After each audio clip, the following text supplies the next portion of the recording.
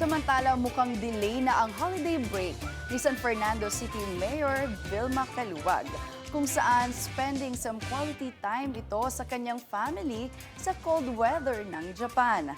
Very happy si Mayora na naggala at syempre, hindi mawawala ang shopping mode nito. Bukod pa sa malakasan niyang Malatins lover na aura nila ng kanyang mister sa isang Japanese resto, pero ang pinaka-havey na hirit ni Mayora ay ang disclaimer niya para sa nasabing Japan trip nila. Bakasyon po muna tayo. Wag po kayo magagalit sa akin, mga friendship in San Fernando. Madalang lang po to. At babawi po ako pagdating dyan.